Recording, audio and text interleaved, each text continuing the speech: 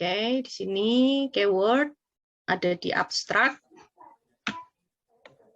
Kemudian industri kreatif berbasis sablon di era new normal di masa pandemi COVID-19 ini memiliki tantangan tersendiri ya. Banyak sekali juga UMKM kita terdampak atas adanya pandemi COVID-19 ini. Kemudian bagaimana masing-masing dari UMKM tersebut produknya itu memasarkan produk tersebut menggunakan kreasi, kemudian juga digitalisasi, marketing, dan lain sebagainya itu dilakukan di masa pandemi saat ini gitu ya. Kemudian strategi konseptual manajemen dengan strategi pengembangan manajemen sumber daya manusia dilakukan para akademisi dengan harapan dapat membantu meningkatkan produktivitas karyawan, khususnya di screen printing sebagai industri kreatif gitu ya. Kemudian penulisan artikel ini bertujuan untuk mengetahui bahwa keberhasilan dalam pencapaian visi misi organisasi di perusahaan ini tidak lepas dari dukungan manajemen dari SDM itu sendiri ya.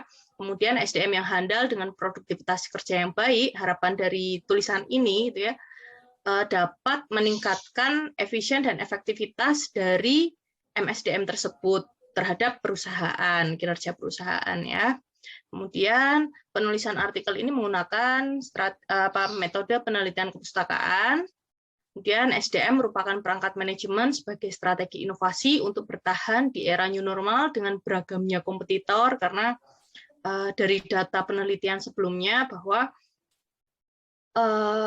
mungkin karena dampak dari PHK, kemudian juga dampak dari berkurangnya aktivitas produksi di perusahaan di sekitar Surakarta khususnya ya, karena ini si screen printing lokasi ada di Karanganyar yang merupakan wilayah dari Solo Raya. Nah, ini dampaknya dari PHK tersebut banyak karyawan yang memulai wirausaha baru gitu ya.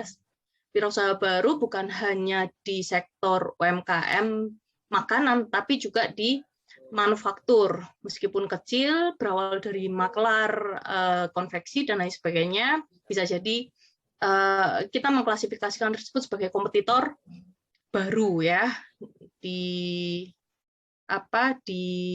pembahasan ini gitu ya di sektor industri kreatif. Kemudian dari penelitian ini gitu ya disimpulkan bahwa SDM dalam sebuah industri kreatif khususnya sablon screen printing merupakan perangkat pengembangan penting ya. SDM ini dirasa penting karena memang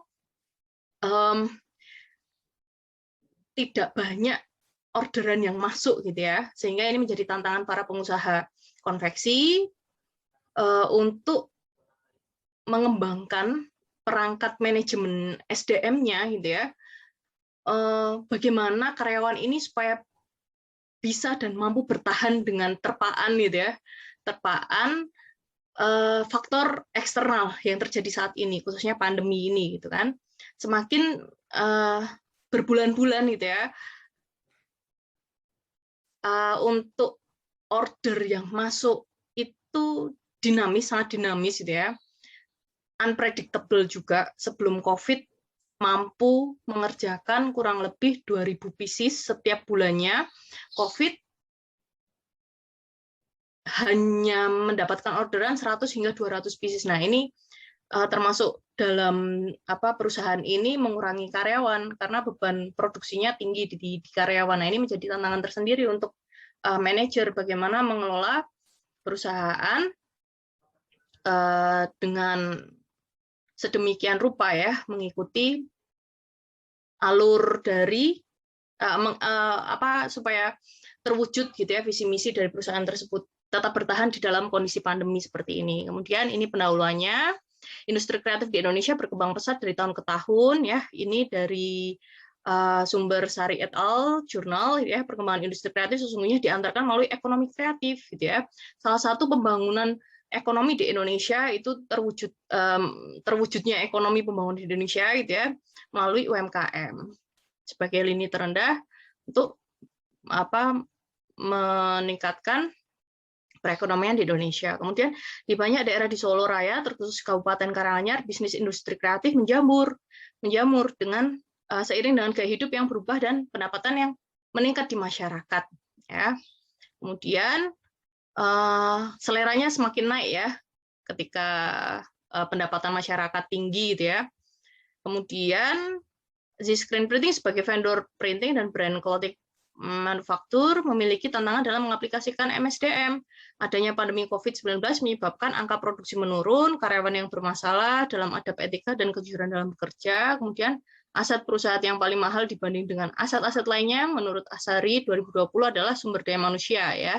Karena sumber daya manusia merupakan penggerak utama dalam organisasi perusahaan. Kemudian ini metodenya, library research, kemudian pembahasan dan hasil dari artikel ini adalah manajemen sumber daya manusia adalah ilmu yang mengatur bagaimana hubungan dan peran sumber daya manusia, tenaga kerja yang masing-masing individu mampu mengoptimalkan kinerja yang efisien untuk mencapai tujuan perusahaan, tenaga kerja, dan masyarakat. Kemudian manfaat dari MSDM ini adalah membantu perusahaan dan individu-individu di dalamnya agar mampu beradaptasi terhadap kondisi dan situasi baik itu internal dan eksternal yang dinamis seperti kondisi saat ini, kemudian memberikan kemudahan koordinasi terhadap individu ataupun kelompok dalam organisasi, kemudian perencanaan hal erat dengan fungsi manajemen lainnya seperti analisis jabatan, kemudian rekrutmennya seperti apa, seleksinya seperti apa, pengembangan karirnya seperti apa, kemudian kompensasinya dan pelatihannya seperti apa. Ini dirasa penting karena kita melewati suatu proses yang berbeda ketika menjalankan sebuah perusahaan yang terdampak COVID-19, gitu ya, sehingga strategi MSDM ini perlu dirubah. Yang tadinya normal, kondisi normal seperti apa, kemudian ini kondisinya normal seperti apa, kita perlu mengupgrade MSDM ini. Kemudian dewasa ini diketahui semakin banyak perusahaan yang memiliki kinerja buruk sebagai akibat dari buruknya pengelolaan atau manajemen sumber daya manusianya yang tidak efektif dan efisien. Jadi perlu diketahui juga bahwa bukan hanya gencar di marketing seperti yang Zscreen Printing lakukan. Zscreen Printing melakukan melakukan promosi di media massa hingga mengeluarkan budget yang mungkin melebihi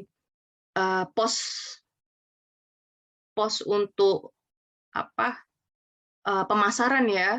Ini menjadi hal yang tidak presisi, gitu ya. Kita Zscreen Printing lebih lebih memikirkan bagaimana menjual produk mereka, mampu mendatangkan pembeli, begitu ya. Tapi mereka melupakan bagaimana SDM itu dikelola dengan baik, gitu ya, sehingga pengalaman mereka menghadapi karyawan yang bermasalah ini sangat banyak. Nah, ini kemudian hasil dari artikel ini bahwa produktivitas karyawan ini ditunjang dari perencanaan, pengorganisasian, pengarahan dan pengawasan atas pengadaan, kemudian pengembangan, kompensasi, pengintegrasian, pemeliharaan, pemutusan hubungan kerja. Nah, sehingga produktivitas karyawan ini ditunjang dari beberapa faktor ini. Hasil dari analisis research, library research mengenai SDM, kenapa penting dalam industri kreatif sablon ini, gitu ya. Karena dari berbagai research menyimpulkan bahwa produktivitas karyawan ini ditunjang dari beberapa faktor, ya. Sehingga faktor-faktor ini disinergikan, harapannya dapat meningkatkan produktivitas karyawan di industri kreatif tersebut. Nah, ini dengan keberadaan sumber daya manusia di dalam sebuah organisasi usaha industri kreatif, profesi sablon, yang kompeten dapat menentukan keberhasilan usaha. Jadi harus seiring juga dengan beberapa strategi manajemen yang ada di SDM maupun di marketing, di operasional, ini harus sinergi, ya.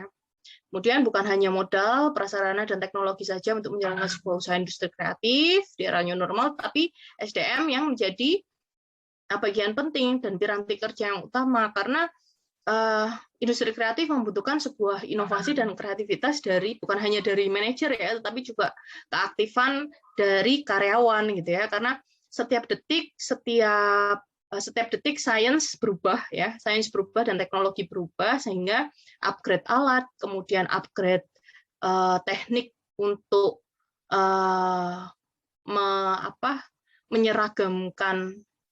menyeragamkan produk begitu, itu perlu keahlian khusus gitu ya, sehingga tidak semua orang bisa melakukan keahlian ini. Nah, sehingga perhatian khusus bagi para pelaku industri usaha kreatif ini gitu ya, untuk melihat skill SDM ini juga dibutuhkan gitu, sehingga perlu manajer dirasa perlu untuk istilahnya menyeleksi gitu ya, yang kaitannya dengan rekrutmen karyawan mengenai SDM industri kreatif di usaha sablon ini gitu. Nah, kemudian ini tadi sudah saya jelaskan.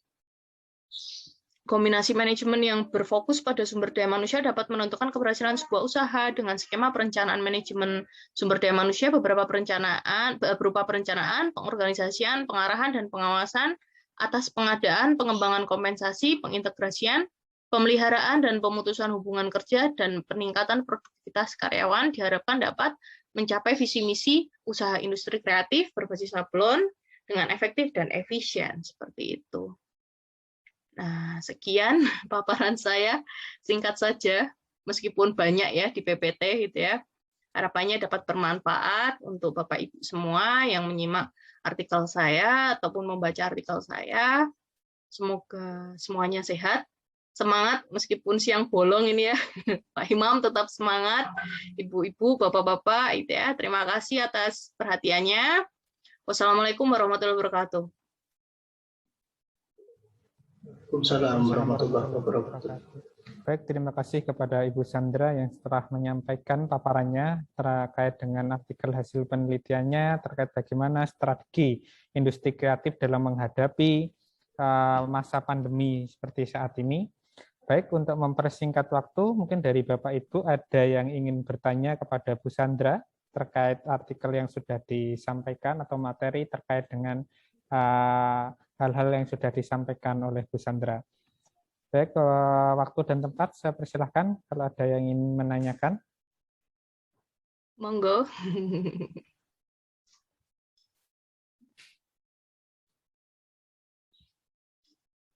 Sepertinya tidak ada, Pak Imam.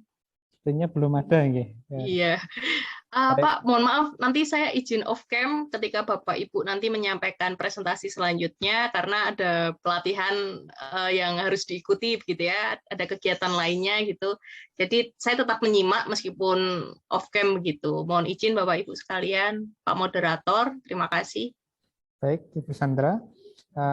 Terima kasih atas penyampaian materinya yang terkait dengan strategi manajemen sumber daya manusia industri kreatif berbasis sablon dalam peningkatan produktivitas karyawan di Z-Screen Printing.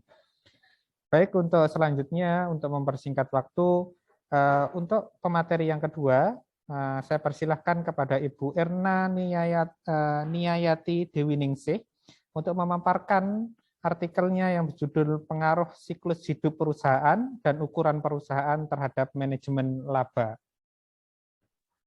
Kepada Ibu Erna, apakah sudah siap? Iya, Bapak Niki, Ibu Sandra masih share screen. Oh iya, Bu Sandra, mohon untuk bisa end share screen-nya.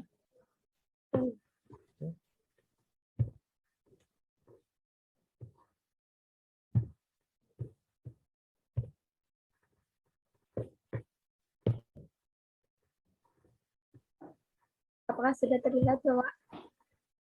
Sebentar, masih proses sepertinya, Ibu. Oh, sudah, Ibu. Sudah terlihat.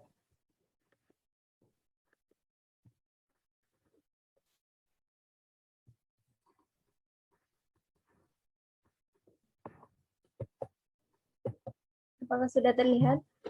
Sudah, Ibu. Bisa dimulai untuk presentasinya. Baik. Bismillahirrahmanirrahim. Assalamualaikum warahmatullahi wabarakatuh. Terima kasih atas waktu yang telah diberikan. Perkenalkan, nama saya Erna Niyati Dewiningsih dengan anggota saya Bu Sita Arnawati Putri dan Bapak Ardian Prima Putra. Saya di sini berasal dari Universitas Veteran Bangun Nusantara. Izinkan saya memaparkan artikel saya dengan judul Pengaruh Siklus Hidup Perusahaan dan Ukuran Perusahaan Terhadap Manajemen Laba. Yang pertama, pendahuluan. Perusahaan dapat memenangkan kompetisi pasar dengan cara memanfaatkan sumber daya perusahaan dengan efektif dan efisien untuk menjalankan operasionalnya. Oleh karena itu, perusahaan cenderung selalu menunjukkan kinerja yang baik. Besarnya laba yang diperoleh dapat digunakan sebagai salah satu untuk mengetahui kinerja perusahaan. Informasi laba yang ada pada laporan keuangan merupakan perhatian utama dalam menaksir kinerja untuk melihat bagaimana pertanggungjawaban manajemen. Namun, untuk memaksimalkan kepuasannya, informasi laba sering menjadi target yang digunakan untuk merekayasa. Hal tersebut mendorong adanya tindakan untuk mengatur laba atau biasa disebut dengan manajemen laba. Populasi yang digunakan dalam penelitian ini adalah perusahaan manufaktur, sektor industri, barang konsumsi, dan otomotif yang terdaftar di Bursa Efek Indonesia dari triwulan 2 sampai 4 tahun 2020 selama pandemi COVID-19. Kemudian sampel yang digunakan dalam penelitian ini yang menggunakan metode purposive sampling dengan kriteria yang pertama, perusahaan manufaktur, sektor industri, barang konsumsi, dan otomotif yang terdaftar di Bursa Efek Indonesia triwulan 2 sampai 4 tahun 2020. Yang kedua, perusahaan manufaktur, sektor industri, barang konsumsi, dan otomotif yang melaporkan laporan keuangannya pada triwulan 2 sampai 4 tahun 2020. Yang ketiga, perusahaan manufaktur yang memiliki data keuangan sesuai dengan yang dibutuhkan untuk melakukan penelitian. Selanjutnya, pengukuran variabel menggunakan variabel dependen. Yang pertama, manajemen laba.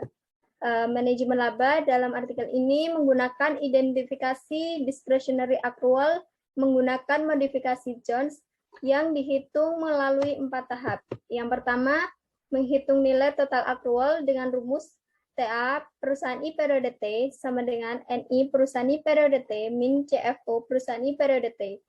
Tahap yang kedua yaitu menghitung nilai parameter 1, 2, dan 3 dengan rumus TA perusahaan I periode T per A perusahaan I periode T min 1 sama dengan beta 1 per A perusahaan I periode T min 1 plus beta 2 delta ref perusahaan I periode T per A perusahaan I periode T min 1 plus beta 3 PPE perusahaan I periode T per A perusahaan I periode T min 1 plus E.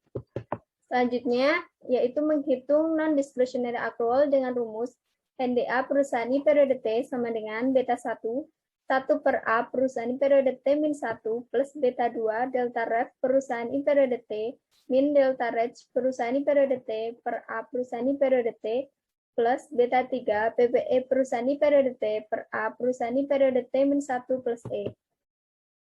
Yang terakhir menghitung nilai discretionary accrual dengan rumus DA perusahaan I periode T sama dengan TA perusahaan I periode T per A perusahaan I periode T min 1 min NDA perusahaan I periode T. Selanjutnya, variabel independen. Variabel independen yang digunakan dalam artikel ini, yang pertama, siklus hidup perusahaan. Penelitian ini membagi siklus hidup perusahaan menjadi 3 tahap, yaitu tahap grow, mature, dan decline dengan melihat arus kas. Untuk tahap grow, arus kas operasional positif, arus kas investasi negatif, arus kas pendanaan positif. Untuk tahap mature, arus kas operasional positif, arus kas investasi negatif, dan arus kas pendanaan negatif. Untuk tahap decline, arus kas operasional negatif, arus kas investasi positif, dan arus kas pendanaan bisa positif, bisa negatif. Kemudian ketiga tahapan tersebut dimasukkan ke dalam variabel interval dengan nilai 1 untuk tahap grow, nilai 2 untuk tahap mature, nilai 3 untuk tahap decline, dan nilai 0 untuk perusahaan yang tidak menerapkan ketiga tahapan tersebut. Selanjutnya, variabel independen yang kedua yaitu ukuran perusahaan. Ukuran perusahaan di sini diukur menggunakan total aset yang diubah ke dalam pola logaritma natural dengan tujuan untuk mengecilkan nilai total aset perusahaan yang ekstrim. dapat dirumuskan ukuran perusahaan sama dengan logaritma natural pada total aset. Analisis regresi berganda dalam artikel ini dirumuskan DA sama dengan alfa plus beta 1 SHP min beta 2 size plus E, di mana DA discretionary accrual, alfa konstanta, SHB siklus hidup perusahaan, size ukuran perusahaan, beta 1, beta 2 koefisien regresi, E error.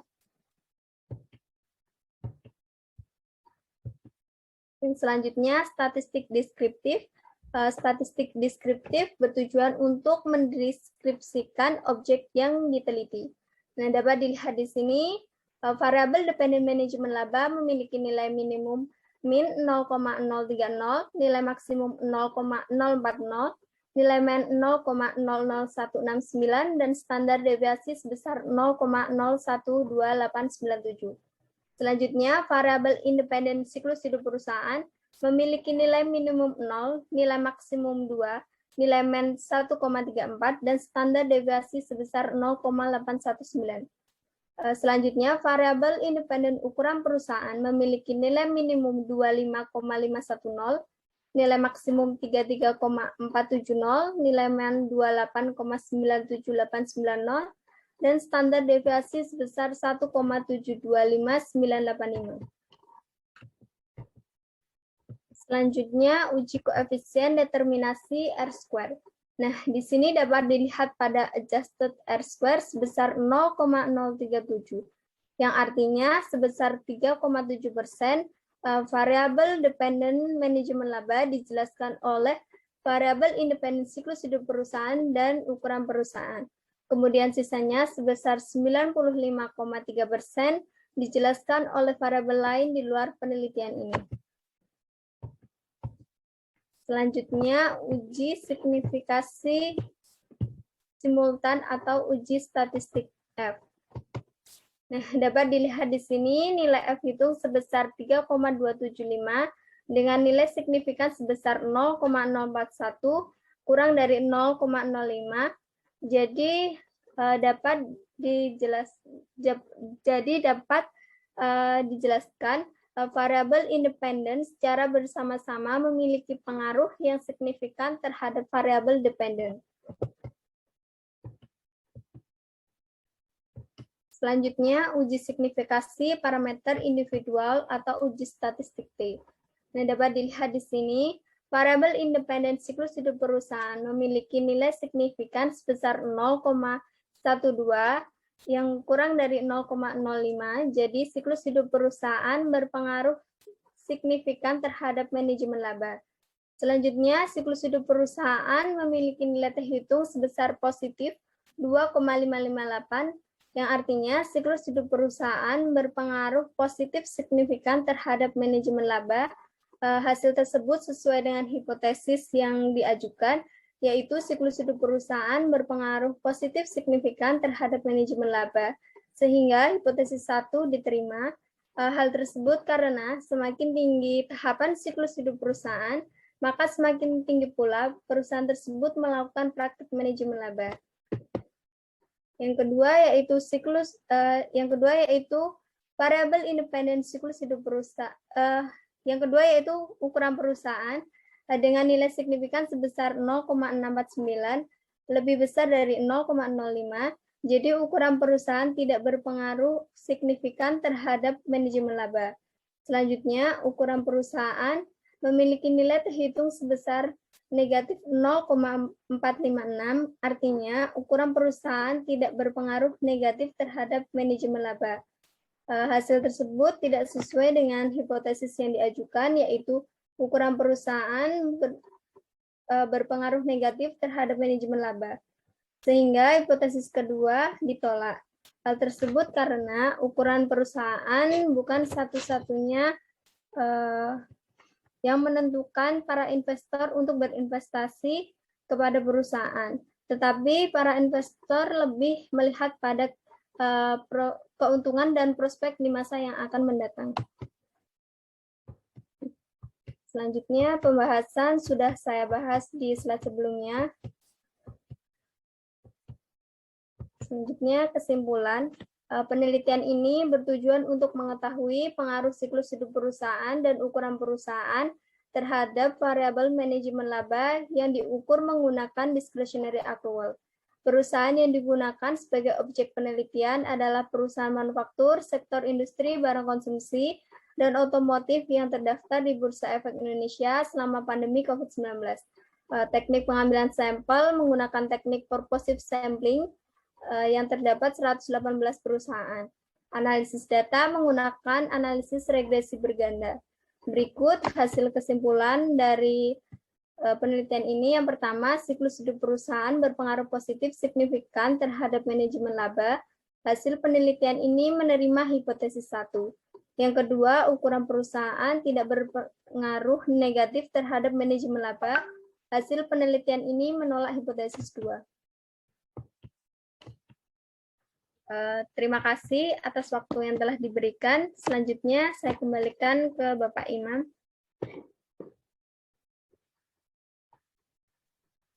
Baik, terima kasih kepada Ibu Irna Niyayati yang telah menyampaikan paparannya terkait dengan pengaruh siklus hidup perusahaan dan ukuran perusahaan terhadap manajemen laba. Selanjutnya, Bapak Ibu yang ingin bertanya atau ada pertanyaan terkait materi yang sudah disampaikan oleh Ibu Irna, mungkin bisa ditanyakan, silakan. Monggo, apakah ada yang ingin ditanyakan? Silakan dari Ibu Kurniawati, Bapak Muhammad Iqbal, Bapak Aditya Fradito, Bapak Lukman, kalau mungkin ada yang ditanyakan atau belum ini. Pak, saya izin bertanya, Pak. Oh, baik, Pak Iqbal ingin menanyakan, silakan Iya. Bapak. Jadi kepada Bu pemakalah Bu Erna Niyayati, ini fokus permasalahannya di mana ya, Bu? Saya tadi itu keluar dari Zoom sebentar karena sinyal, jadi belum mengamati fokus permasalahannya. Bisa dijelaskan? Fokus pengamatannya yaitu pengaruh siklus hidup perusahaan dan ukuran perusahaan terhadap manajemen laba. Jadi fokusnya ke manajemen labanya. Oh, manajemen laba. Kemudian masalahnya di mana, Bu? Ini kan penelitian kuantitatif, jadi ada dua permasalahan. Yang pertama, apakah siklus hidup perusahaan ini berpengaruh terhadap manajemen laba? Yang kedua, apakah ukuran perusahaan ini berpengaruh terhadap manajemen laba? Oh, iya baik. Ya sudah, terima kasih Bu, sudah jelas. Baik, terima kasih Pak Iqbal dan Bu Erna atas pertanyaan dan jawabannya. Mungkin ada peserta yang lain yang ingin menanyakan kepada Ibu Erna.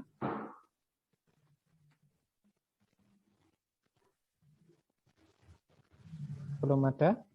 Atau masih menyimpan pertanyaan? Kalau mungkin belum ada, mungkin untuk sesi ini saya lanjutkan untuk materi yang ketiga yang akan disampaikan oleh Ibu Kurniawati Darmaningrum yang dengan judul artikel terkait dengan digital marketing sebagai solusi pemasaran UMKM di Kota Surakarta. Kepada Ibu Kurniawati, waktu dan tempat saya persilahkan.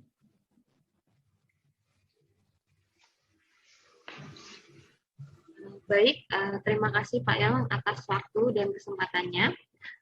Assalamualaikum warahmatullahi wabarakatuh. Waalaikumsalam warahmatullahi wabarakatuh. Perkenalkan, saya Kurniawati Darmaningrum dari UTP Surakarta. Salam kenal untuk Bapak Ibu sekalian. Di sini saya ingin menyampaikan materi saya terkait dengan digital marketing sebagai solusi pemasaran UMKM di Kota Surakarta. Langsung saya mulai saja. Jadi di sini kita akan melihat bahwa sebenarnya UMKM itu adalah salah satu usaha yang jumlahnya sangat besar di Indonesia, kan? Kita lihat dari sini unit usaha sendiri itu ada tahun 2019 itu ada sejumlah 65 juta sekian, gitu kan, dengan pangsa pasar sebesar 99,99% di Indonesia sendiri. Jadi UMKM itu adalah sumber usaha atau yang paling besar dibandingkan jenis-jenis yang lainnya gitu kan. Nah, jadi di sini kita sebagai saya concernnya juga saya sebagai dosen, salah satunya adalah bagaimana cara